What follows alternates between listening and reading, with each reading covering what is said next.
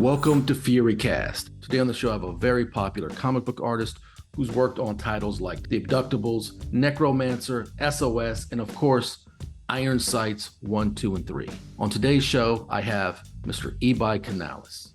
But before we get started, I'm on the grind for my first 100 subscribers, so please like this video, smash the bell, and yes, please subscribe. You can also comment on this video and let it play to the end.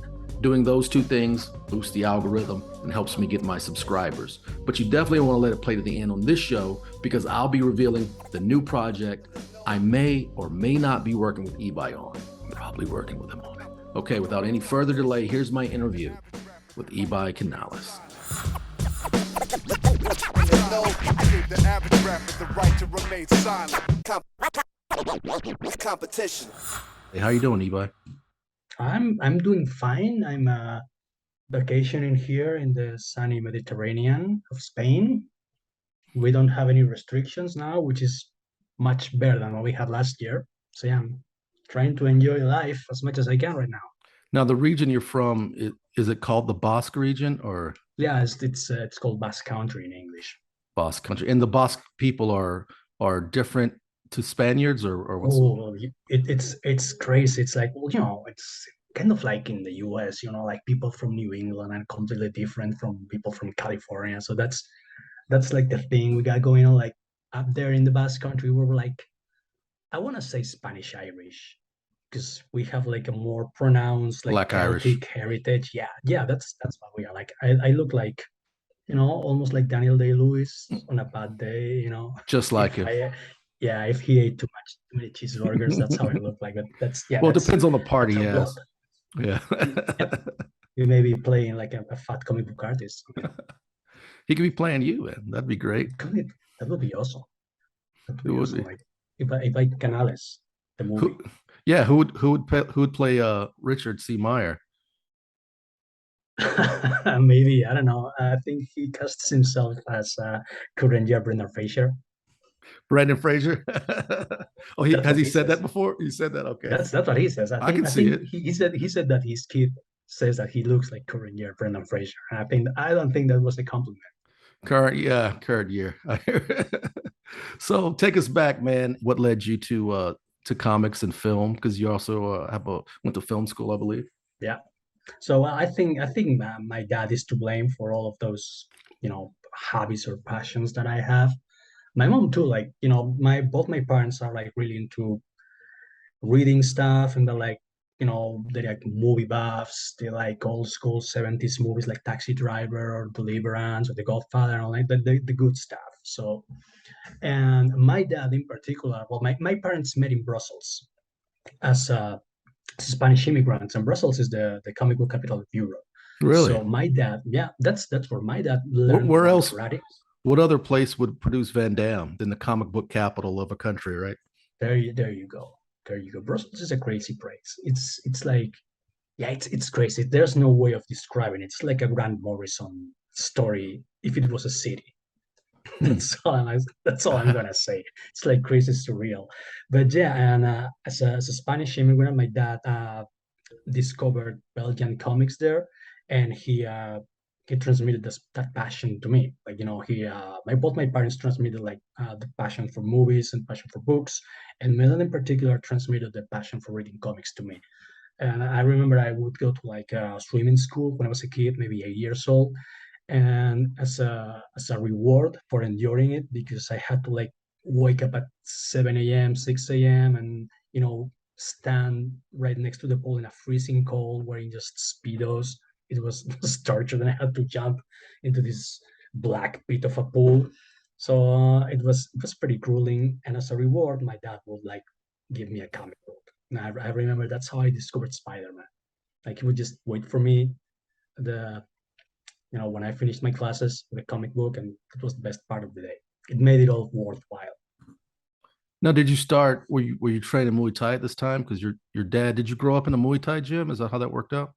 Not really. I was a fat nerd, and I was never really into martial arts until my teenage years, where a friend from high school asked me, "Hey, your dad has a So as a boxing, as a fighting gym, right? And I was like, yeah, I'm gonna go there. So maybe put on a good word for me. And then I was sure. And my mom told me, hey, you're gonna let your friend come along? Like you're not gonna join him? Like your friend is gonna be You were like a better 13? student of your dad's? No, I was like probably 15, something like that. Wow. So yeah, I was like a late bloomer. So I joined my friend at my dad's gym, and I was the only one who was able to withstand it, and the only one who stayed. And I stayed there, and until this day, I discovered my passion for like martial arts and boxing, kickboxing, all sort of like ways of hurting people. It was in the blood. Yep. Now you're Yeah, how I just needed a push to discover it because yeah, I know realize it's in my blood. I really like it, and I think about it when I'm not driving, like combinations and stuff. oh, I know the feeling. I know Yeah. I know the feeling. Now, how old's your dad? He's gonna be 68. Yeah, this month, if I That remember correctly. that generation of martial artists fascinates me. So, did your dad compete? Well, first, how? So your dad, it's Muay Thai. He trains in, right? He's Or is it a I'm different gonna use the French term for that, and he Savat? does foot boxing, Mm-hmm. foot fist boxing, Foot. how which is Yeah. how the French. Yeah, he also does about. That's how the French like talk about the whole spectrum Mm-hmm. of basically Yeah. kickboxing. So he began karate when he was like 14, something like that. He wanted to be a boxer, but he's a ear injury, and I think the trainer told him that since he was unable to listen to the commands of the coach on the corner, he wouldn't be a good boxer. He wouldn't make a good boxer. So he said, "Okay, I'm gonna take up karate instead." The And kickboxers he, don't care. They'll put you in the ring. right, You could be blind. Just go fight. well, he actually went and joined up a Kyokushin karate school, Oh silver wow. figure. That's the Hardcore. toughest Hardcore. stuff there was back in Yeah. the day. And there was actually For a those for couple people of out there that Japanese. don't know Kyokushin, they're known for hard rigor, not just training, but hard rigorous training of the body with It's crazy, beating the crazy people. body until it becomes like iron, Yeah, right? yeah, like running barefoot on the snow, stuff like Mm-hmm. that. This was in Brussels in the 70s, so in the winter temperatures could like drop below zero. Mm-hmm. Those mofos will go running every day in the geese. Yeah. Yeah. And they Like like beat each other up to a pulp, like no weight categories. If you were like a newbie, yeah, I don't know, 120 pounds, you would fight against a veteran, you're 250 pounds, doesn't matter. You're a Kyokushin karateka, you're supposed to be able to beat the shit out of anyone, regardless of size. So that's how they thought. So that was his like first contact with like full contact martial arts. and then he competed and then after that he I think started a I gym. don't think there was I don't think there was any federation back in the day, so there's probably no records of him fighting. Yeah. But yeah, he learned Kyokushin, and then the Kyokushin guys decided it's a long and complicated story, but they decided they wanted to learn how to box because they thought that Kyokushin you can only punch the body, you cannot punch the Mm. face, Yeah. and they felt I've that seen the that wasn't a tournaments where they're just yeah, going on, but you can kick to the head though you in the can kick Kyokushin and you can tournaments, knee but you the can't head, you can like punch. grab Yeah. the head and knee it, but you can Yeah. punch the face. That's considered like barbaric. Just Yeah. make that make sense, but yeah. Yeah. No. So yeah, they decided that they needed to learn how to punch to the face because they were in a disadvantage because these guys like to like almost compete in UFC fashion. They like to go around challenging other martial artists like boxers and Muay Thai fighters from Thailand. Yeah. And they decided they wanted to learn how to box. So my dad joined this boxing fad among Kyokushin fighters, and that's how in his that's his theory of how kickboxing was born when the Japanese Kyokushin fighters wanted to Hmm. learn how to box. So they combined boxing fists with like Kyokushin kicks and knees. Yeah.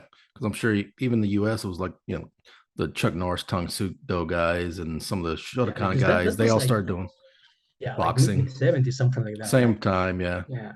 So then, so you're 15 now, training, and were you already into comics? Oh yeah, that was actually my first passion. Like I think ironically enough, when I was 15, that was my first attempt at a serious comic, like an actual comic book, like with like a page count and like a script and like to Mhm. not just like 1, 2 pages of funny stuff or me copying a movie that I just saw. I'm gonna pick Predator against Son Goku, stuff like that. And then I'm gonna write a script and I'm gonna try and have this bad boy published because there was like a boom of Spanish comic book making back in the day. And then What mid age was 90s. that? Yeah, 15, mid Oh, 90s, 15. probably. Yeah, 95, 96, something like that. Do you still have that comic? Yes. It's No a one will Lock ever and see. Key. No, you probably will. Now that you ask, you probably will. It's like I was 15. It was basically what if Lobo, that Lobo was from hell. Spawn was out at this time, right? Yeah, it Was was this like Spawn influence? I love Spawn, I love Lobo. What if I combine them both? And Yeah. That's so like, dude, that's so 90s. It's like it I was can, pure 90s. that's so 90s. It was directed by Kevin Smith, probably. I Yeah. don't know. So um so you're 15, you do that. What's next for you? Well, I tried to finish high school, which didn't really leave me much. Yeah, I didn't manage to get that published. I got like a couple of keep trying notes from publishers, which rightly so because it wasn't too good. It was my first Yeah. attempt.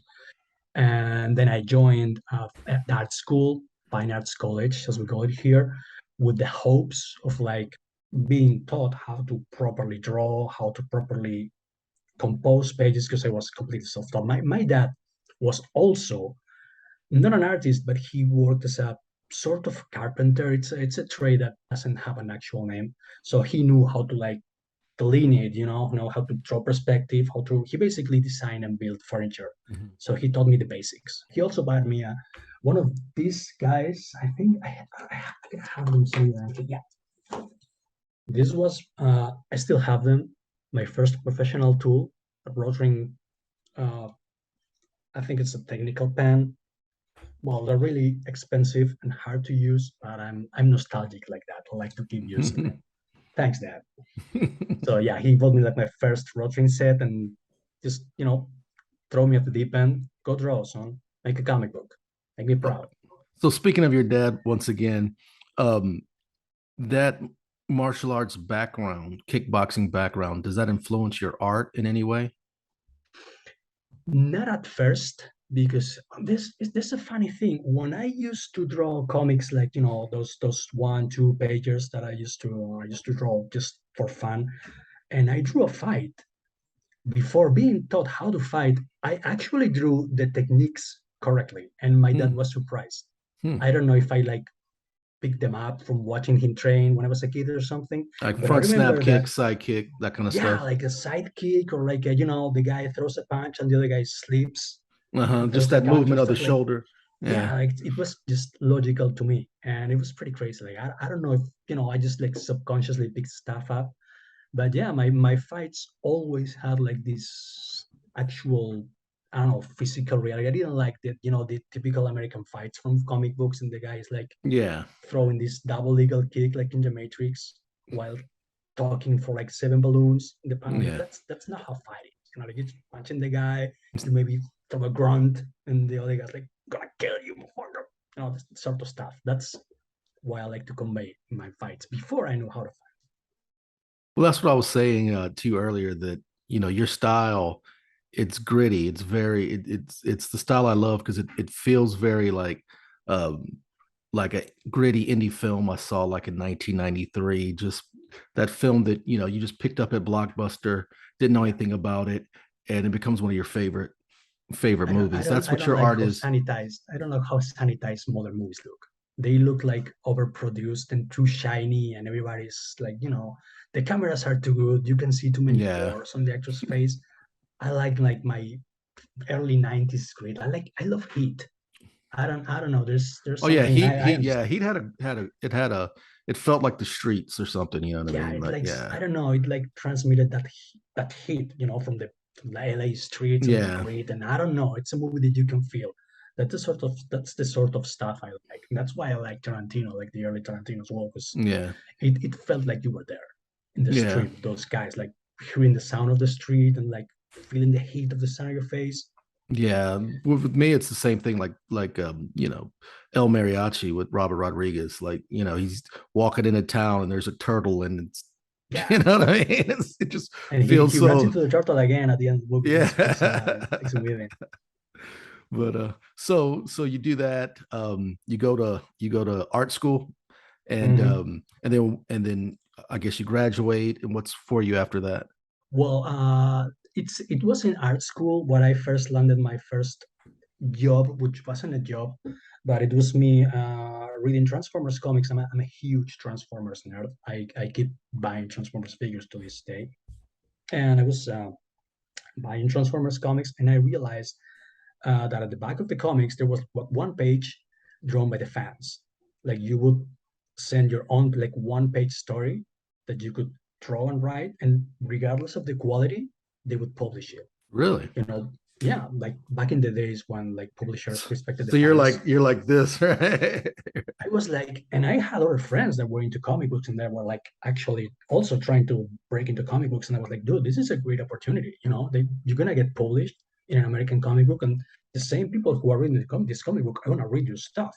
And let me So guess, I'm nobody did it except you. nobody. That's Exactly. it. Same thing with filmmaking. Everybody's got a script. Oh man, they're not gonna make a movie.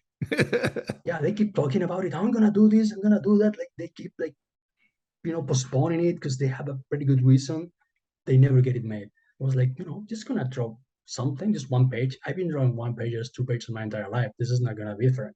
Just gonna, like, I drew it, mailed it, they published it, people liked it, and they began to offer me jobs. Really? I was on DeviantArt back in the day. Like that was like Yeah. 2008, something like. Hmm.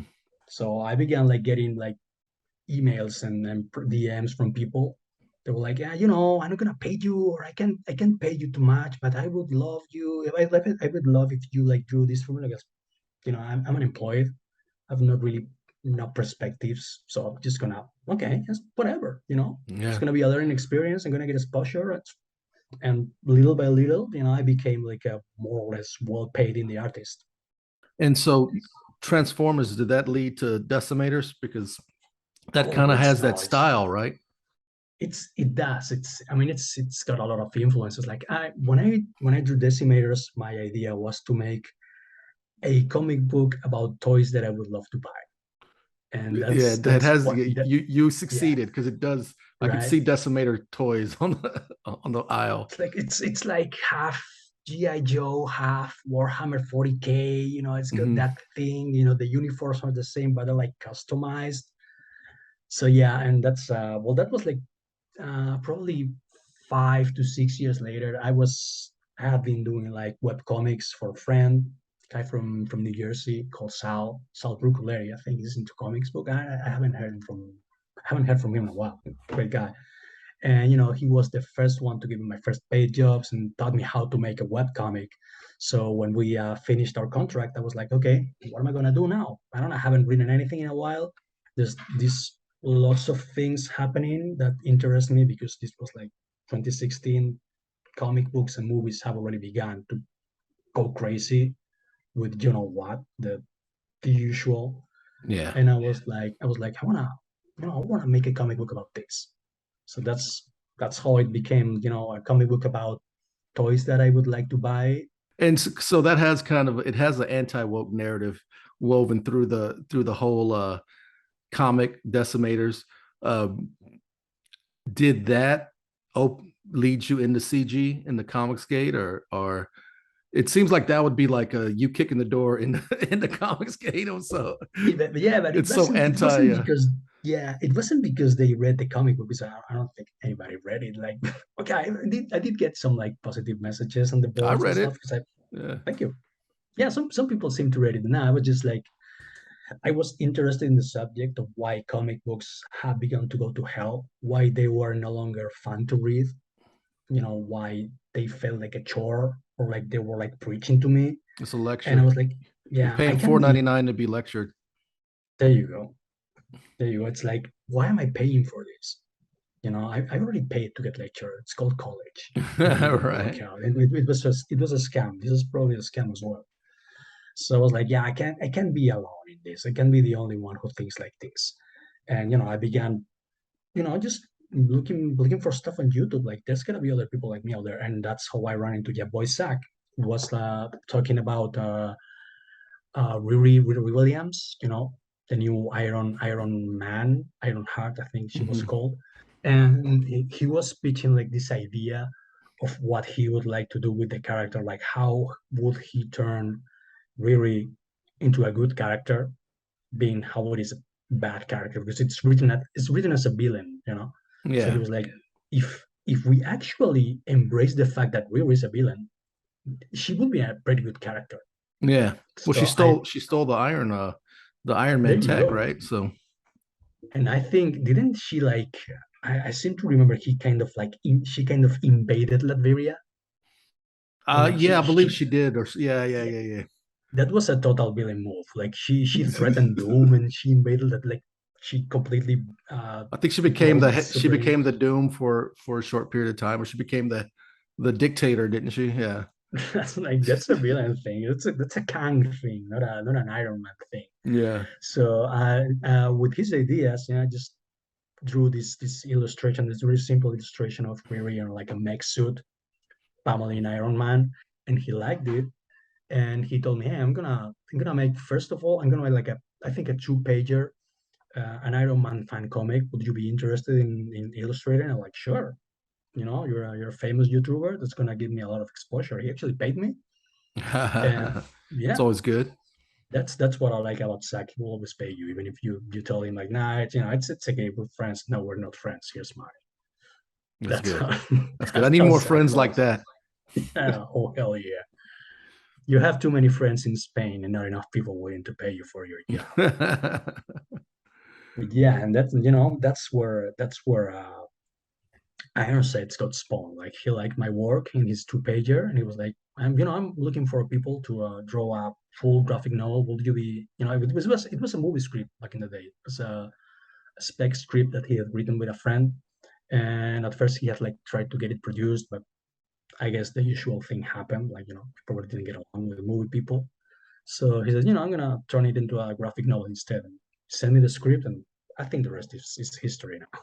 I think I heard you say somewhere else that he just sent you the actual movie script, Yeah. and then you had to like figure it out per panel and all that stuff. I probably should have told him, hey man, you send me a movie script, not a comic book script, But I'm too nice. And I was like, okay, well, I've done weirder shit when drawing comic books, so I'm just gonna send him like layouts of the pages for him to approve, and Hmm. that's how we did it. And then he realized, oh crap, I sent him like a movie script, and he actually translated it to comic book script. That's a paid job. I should have paid him like Yeah, money, but yeah. okay, I wouldn't be opposed to that. But let's just call it a free because I like it. Well, so that first Iron Sights, um, of course, I have it right behind me. I'm a fan of the Iron Sights trilogy, but your artwork gets better as it's like it starts off with one. It almost starts off as one style and ends That's in that's a another. problem that I have. I don't know. I keep getting better in I in the love it. It's inside like the it's. book. I feel like I'm part of the journey. You know what I mean? I'm like, hey, it starts with a very. I guess it's more polished towards the end. Mhm. So there's people like me. I like grimy stuff. I like, you know what I mean? Um, and then we go to Iron Sight's Two Psychos, and it's almost like your artwork took another jump, another leap. And I know you had a bunch of projects in between that, but was is that are you trying to develop? Are you playing around with different styles, or is it just Yeah, part of your I'm development? I'm I'm constantly experimenting stuff like because as I said, one of these bad boys, one of these rolling technical pens, doesn't have the same feel or the same stroke as your average Stedler fine liner. It's not the same thing, so you have to And you're not doing it choose. digital. You don't do anything digital, right? I like well, I add tones and like the rims of the panels Mm-hmm. digital because that's like that's the most boring part. But the fun stuff, the drawing, I like to do it by hand. I'm an old school guy. I like the tactile experience of the page and the scratching of the pen on the paper and all that. Use a little And zipatone too, or I've seen some of your stuff have I that I zipatone. used to I used to use Zipatone, when I made this first comic that I told you about, like Lobo Meets Spawn from Hell, with lots of heavy metal I gotta on see there. it, dude. I've got Yeah, to see it, bro. I I'll gotta, send you some scans. I'll send you some scans when please. I go I back to have to see this. Basque Country. What was I saying? Oh yeah, that's when I learned how to use Zipaton. You're supposed to like buy the thing like Mhm. sheets and then cut it and stick it on the page, and it was crazy expensive. So it was like always like, yeah, it was pretty sad. Like, oh yeah, I can like merge these two pieces of Zipaton together to shade this face. So when I discovered that I could do that with a computer for free, I was like, oh man, I'm gonna go to town on Zipaton, like Zipaton everywhere, that sort of stuff. Like, yeah, I like to use Zipaton digital because it's free and easy, but the rest of it, like, It looks cool. pen, I like the paper. look of it. Yeah. Wasn't there like Pistolero or something? I did draw a cover for Pistolera, which was a western by Gilbert Deltres, Hmm. Oh, you Gilbert's did just did the comics, cover. and You didn't do the interior art. yeah, no, I was just a cover artist. That's a pretty good comic too. And yeah, that's I was that one I did with a ballpoint. I did the art with a ballpoint just to experiment. You know, how does it feel to? Yeah. It was pretty fun to draw. And I think the most unknown project that I worked on was more lethal, which I think you did a review for in your I have channel it. by by I Aaron enjoyed it a Cavallari. lot. Is I is it was really fun to draw because it's all action and ninjas and big guns and swords. And, is he gonna expand on that at all? Because I thought it was really I cool. hope so. I hope so because I really enjoy the project. I wouldn't mind working on a sequel. Yeah, I really dig it. I really it's what I like in storytelling. I want to get in, your how you approach storytelling a little bit, but it's very simple setup. And now let's go. It's like you watch like Die Hard. Here's a Mhm. guy. He's going through a divorce. His wife lives on the. He's in town for the holidays. He's trying to rekindle a romance. Calamity ensues. You know what I mean? It's like boom, set up, Yeah. set up, set up. Now here's that. All that happens in the first 10 minutes, and then we've got 80 minutes left of just explosions and people shooting at each other and him running around with no shoes on. You know, Yeah, that Die Hard. I always say that Die Hard is a deceptively complex script because all the setup, the way how the thieves or the terrorists or whatever do the whole robbing thing. Like they have to pretend it's a terrorist attack, so the FBI will switch off the power and they will be able to hack the vault. Like whoever wrote this is really smart, you know. yeah, And this was the 80s. You didn't have Google. You didn't know how this stuff worked. So you have to like actually go there and interview people working in a skyscraper like this, yeah. So this is like actually pretty well written. Like it's deceptive because it's an action movie, but holy crap, And the acting is excellent. And also yeah, the no, acting acting is, is great. you Acting know, is he, great. It's like he says, you "I'm don't get not a on a plane. common It's thief. I'm an exceptional thief." The way he delivers the line, yeah. it's like, It's everybody's so quotable in that movie. Like John McClane is the most relatable action hero. He's the guy yeah. you want to go hang out with and drink beers with. Oh, he'll buy you a beer. He'll like, "Hey, how Yeah, you been? Come out to the coast. Let's have a few laughs." yeah, Yeah. that's the kind of guy he is. So then that brings me to Comicsgate. Tell me about Comicsgate and how it's been treating you. Well, so far it's been great considering I'm a brown foreigner. I don't know. I guess I'm brown because I'm Spanish. People think Spanish are brown. So considering that, there's xenophobia and racism and stuff, they've been pretty nice to me. They've been nothing but supportive. They've been giving me ton of work. I've never been happier than working for CG, gotta say. There's a lot of infighting, but apart from that, I like to be friends with everybody. Well, we're used to that being part of the martial arts community. There's always Right, infighting, gym right. splits, people, organizations dividing into two. Man, I can tell you some stories about that in my dad. It's like Karate Kid almost, like Cobra Oh yeah, Kai against Miyagi. It's like, we're watching Cobra Kai and like this shit is actually real. yeah, It's not yeah. just like stuff from a TV show. But you've been having a good experience in Comicsgate. You've definitely been doing a lot of work, getting a lot of work inside Comicsgate. Now, let me touch on something you just said before. You said people believe Spaniards to be brown when Spain is in Europe, correct? Last I checked, it is. So what do you consider Spaniards to be? Or are they a mix, There's maybe? There's not an easy question for that because we've had so many empires conquer us for for so many years. We've had romance, we've had gods, the BC gods, we had the Arabs rule us for like almost 1,000 years, like I think it's 800 years. It's crazy. Half of like our language is inspired by Arab words. Mm. That's where the sound that we use, that jota sound that we Hmm. have, we didn't have that until the Arabs came along, and that's a sound that they taught us. We actually used to like talk with an X, like Mexico and all that. I think that's how it goes. But yeah, it's crazy. I mean, I guess we're like Celtic Iberian in one part, we're also Arab, but we're also Mediterranean. We're part Slavic, maybe German. So it's a A melting mix, pot. It's yeah, crace. Yeah. yeah. It's like This my this people. like trying to find like a pure blood Spaniard is just crazy. There's no such thing. Okay, so hopping back into CG, hopping back into comic books, how life changing was the first Iron Sights for you? Well, it was on the New York Times bestseller list. So I was like, my ego swelled. It was, you said? It was, yeah. It was like Really? for like a week or something like that. It was like, How did that happen when it's, I thought it was like independently distributed, no? yeah, but I don't know how that goes, but that's how they count it. According to SAG, it's no big deal. Like it just To have you, it to. was a big deal. You said your ego. To me, it was like, holy crap! It's New York Times bestseller, top 100 most sold books. But and he was like, yeah, it's no big deal. Like, next week there will be like I don't know some romance novel about werewolves and Martians and stuff. I was like, okay, it's no big deal Still news a for big you. deal. Still a big.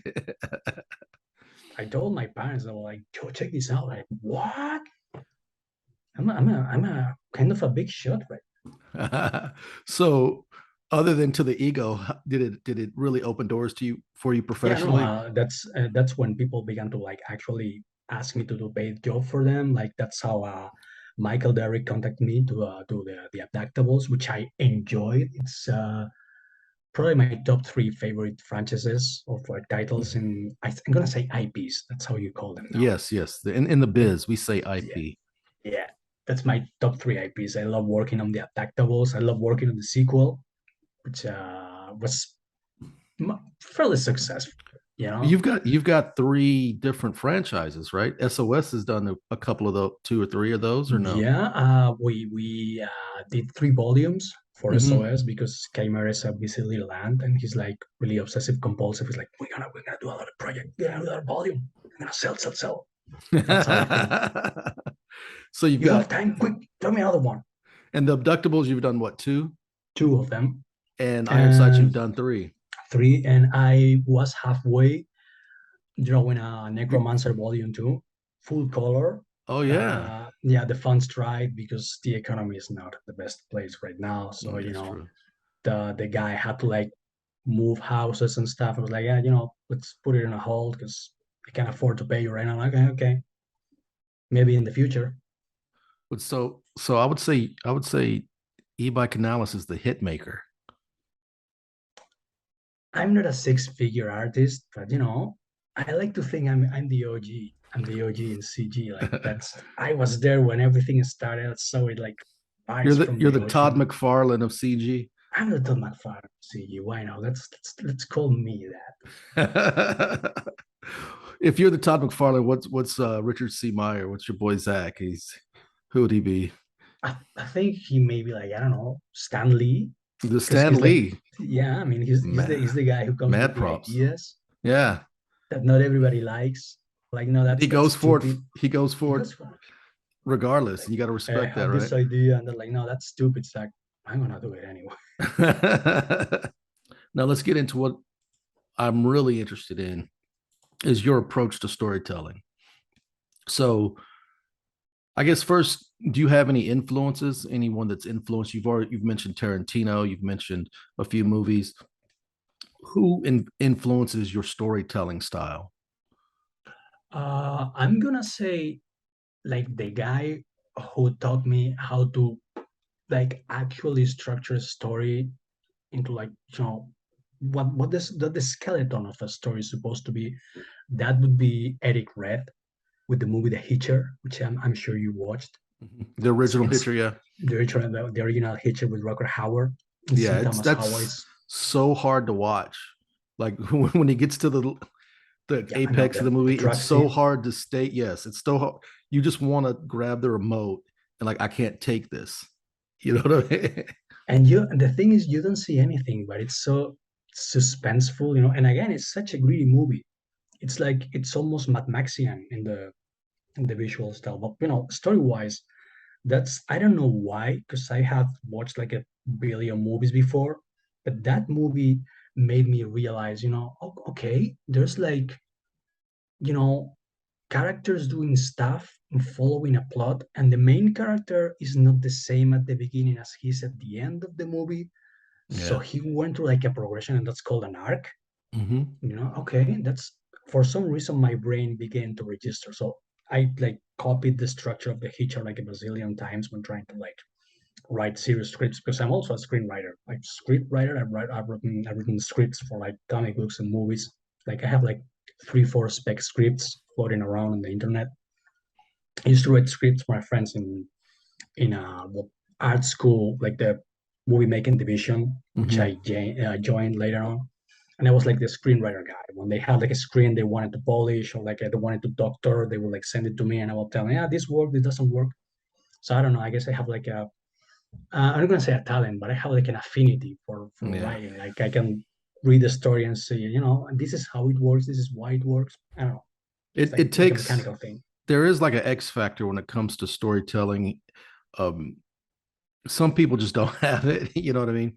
Some people are even good filmmakers, great directors or whatever. But when it comes to script, I mean, that's why Hollywood spends so much Yeah. time and money on rewrites and hiring script doctors. And, there really is a certain thing you have to have where you can kind of look at something and instinctively kind of know why it works, why it does. And of course, Yeah, it's the eye, there's no yeah. way of explaining it. Like you just see the thing and you go, yeah, this works. This doesn't Hmm. work, this works. Like this is how it's supposed to be.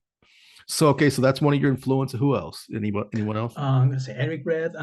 Stephen King was my, when I didn't know what I was doing, I just ripped up Stephen King because he's not my favorite person right now, but he used to be a pretty good writer. Like you enjoy reading his stuff. So the time came to write, which I also did like occasionally, I just like copied Stephen King.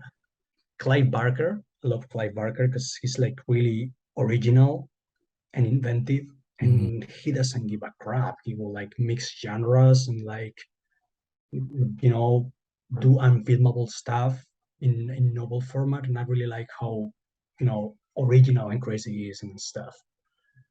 uh, I like noir writers, noir film writers, like what's his name from that's the story. I love Paul Schrader from Schrader, that's how you pronounce it. Yeah, is it Schrader or Schroeder? Schrader, the guy who Schroeder. wrote Taxi Driver. Yeah, yeah, yeah, yeah. Yeah, I really like Paul Schrader. Whatever. Now, what about on the comic side? How you approach the page? What are your influences there? Uh, I would say Frank Miller, the guy who made me like compose pages and make like a I can see that in your art. sim. Yeah, Frank Yeah, Miller. I really like how I he can. he he doesn't draw anything that he doesn't enjoy drawing. If he has to draw a guy in a desk typing, he would like find the coolest old school 1940s desk with an old school typewriter who looks like some kind of alien machine, and the guy was gonna be wearing a trench coat with like spiky lapels, because that's if he draws something, it's gonna be cool, and he's gonna write the story, so it's gonna feature stuff that he's gonna enjoy drawing. So I think that's the smartest way to approach the script. Okay, I looked it up. It's Paul Schrader. Schrader. That's how Okay. I would pronounce it. Schrader. But okay, so Frank, is that kind of like where it starts and stops with you, Frank Miller? on the page? There's more Because writers. his stuff looks good in black and white too, and you do a lot of black and white, right? So I wish I could be as good as Frank Miller in black and white. He can like do a perfect page. Well, he goes he heavy on was the able. blacks. He goes heavy on the blacks, bro. I think he studied a filmmaking book by I don't know, one of those 1950s movie directors and how to A light a noir. scene, Yeah, I can see and it. that he went with that, like this Yeah, kind of like black, white, chiaroscuro stuff, and it's amazing. He can like make a perfect page just with black and white. It's yeah, like a giant smudge of black and some light, and it works perfectly. yeah. And it's also very minimalistic, Mhm. But It gives you the exact same amount you need to understand what's going on the page, and it always works. You always and understand what's going on. and That's that's a principle of filmmaking, right? Mhm. You know, tell the story with little as as little things as possible. You know what I mean? Set dress as little as possible. Just tell the story. If it's not being useful, it's confusing. You It's know. one of the reasons why I really like The Hitcher, and probably why it was one of the first movies in which I realized how to do stuff. It's because it's so, simplistic. It's so stripped of everything Mhm. unnecessary.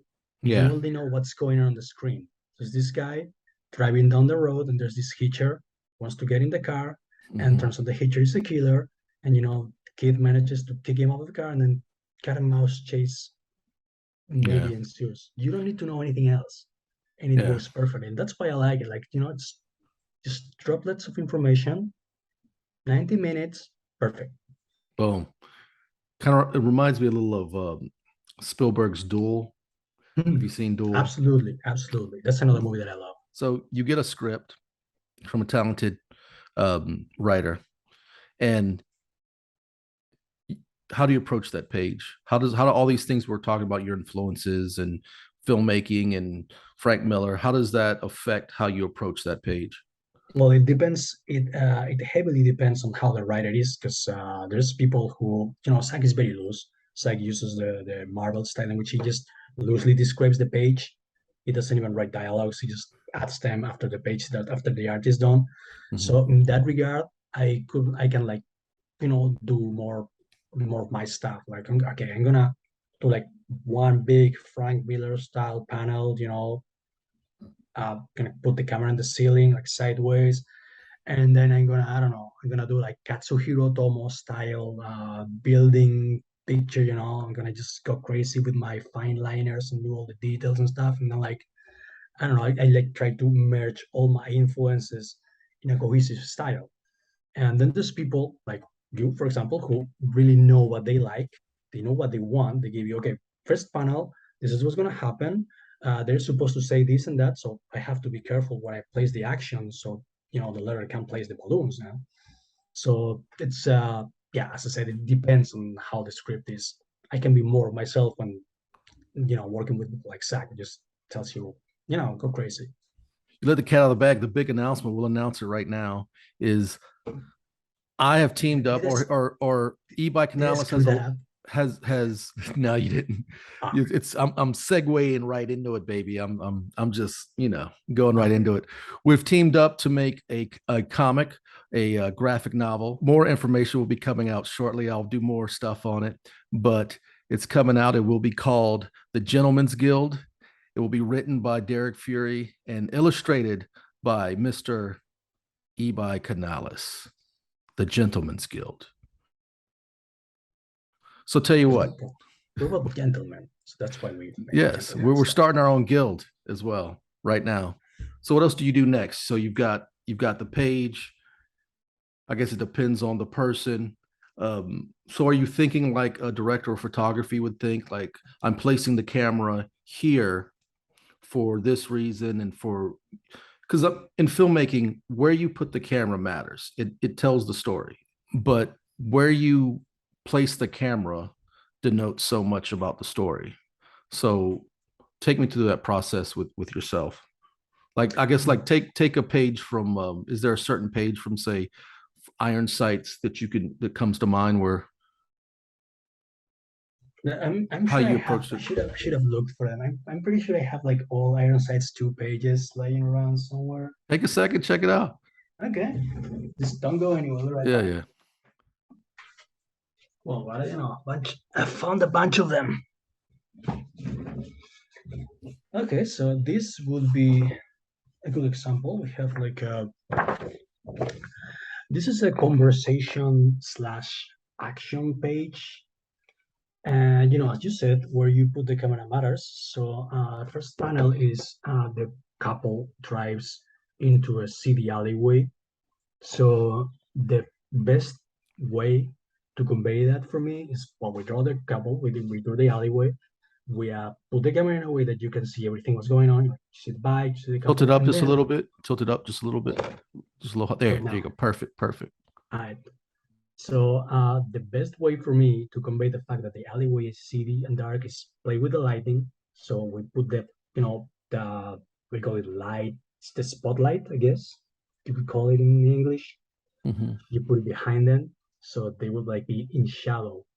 Now the shadow will be in front of them, so that's how you convey they're in a dark place. Now it's Yeah. The lighting this is source would call it. Yeah. yeah, that's important. They're going up, so I'm doing this weird, crazy angle. They're supposed to be climbing up And now that's to a just rooftop, that's cool because you get a very distinct perspective. It's nice. right?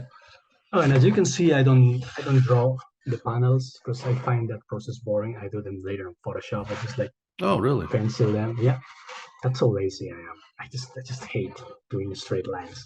I don't know if you can notice, but everything, every line is done freehand. Like I rarely use rulers. I don't like them. I don't know. That's interesting. But yeah. So yeah, I don't know what else to tell you. Well, I have this also fight scene. Well, it's more not really a fight scene. It's like a violence scene. You could probably remember that scene. It's when they release Harm Hmm. from the cartel enforcers. Now look at the face on that guy. That's I, awesome. I love drawing faces. I think that's my strong point, my forte. Yeah. Sakas also mentioned it. Like I'm really good with faces and acting. So I don't know what I was gonna say, but yeah, basically one rule that I learned from comic book making that I had to unlearn from movie making is that when making movies, the camera is supposed to like rotate in an orderly fashion around the action, like the axis. We call them ejes in Spanish. Again, that's the eje sound, like it's an Arab thing. uh, we are not supposed to break that rule. Like, if a character is here on the right, it's supposed to be on the right in the Yeah. same in the next shot. So We'll you will call be it, confused. yeah, it's called the access line or the line Yeah. of sight. And you hear that in filmmaking a lot. Don't Mhm. break the line. You know Yeah. what I mean? So, and that's when you're shooting a movie like mine, Lion Killer, which you can watch in multiple places right now. But yeah, there's a lot of talk about, don't cross the. Did we cross the line? Oh, we need to shoot that again. The line was I got crossed. I got that I got that a lot when making short films. Everybody was like, you broke Yeah, the line, you broke the line, don't break yeah. the line. And We'll I didn't fix it know in what that post. was. How are you gonna fix it in post? Like we just reverse the shot, then edit Yeah, and post. So that's a rule that you have to unlearn from comics, at least when working for SAG, because he likes to use the Marvel way of making comics. hmm, And when making comics, it's supposed to be crazy. yeah. You're supposed to keep the reader engaged. So, plus it's not the same to be sitting on your ass watching a movie than, it's completely different. Like you're reading a comic book and you're moving your eyes. You're engaged. Yeah, So you have to throw things in a way in which the eyes move comfortable over the page and the guide, the reader moves his head comfortable around the page. And that may entail sometimes breaking the line or coming up with like crazy angles that probably wouldn't work when making a movie. But you're making a comic book and rules are different. I guess what I'm taking from that is because I'd viewed um, the rules basically being the same from storytelling, filmmaking, but you're So saying did I. So did I. you're saying You take know, take the line and throw it out the window. See, my approach in filmmaking is when we get to action scenes, the line isn't that important. So like fight scenes, we can jump the line because it does even add like this kind of right. chaotic feel to it when you cut it all together. But generally, when people are just trading dialogue or it's a dramatic scene, you want to really observe the line. So you're saying don't worry about the line at all? I'm saying don't be afraid of breaking the rules if Hmm. that makes the comic book more engaging. Okay. And that keeps the reader like wondering, like when making a scene, you're supposed to make it like fluid Hmm. and make it comfortable to watch. But when you're making a comic book, it's okay to end the scene or to end the shot, on the page, to keep the reader guessing, and make him want to turn the page and find out what comes next. It's a different mindset when you're watching a movie or you're reading a comic book. And I also used to draw storyboards Mm. for my short films and other people's short films. When I was the one using the camera, operating the camera, storyboards weren't that important because I already knew what I wanted. But when I had some other guy using the camera, or I was working for somebody else, I will have to like draw the storyboards to like convey what I wanted. And it's when drawing a storyboard, you're supposed to like keep the line, keep everything clear, everything like neat. Like you can have like 7 panels and they all look the same basically in terms Yeah. of like distance and angle, because it's supposed to be pleasant for the viewer. It's like you're not supposed to change the distance all that much, because Mhm. it's like makes Yeah. the viewer dizzy. But when you're reading a comic book, you're supposed to do that, because otherwise the readers just like looking at the page, watching the same face, same distance all the time, and it's kind of boring. So that's something that I had to unlearn from like storyboard making to move on to comic book making, like the proper comic book making. Now, I guess that was my last question. What have you learned? Is there anything else? Any advice or any lessons you want to pass on? Well, I remember somebody asked me something like that in an interview a long time ago, and I noticed that when it came to art, there was there were too many people trying to make it perfect, like anatomically perfect and Mhm. like perspectively speaking perfect.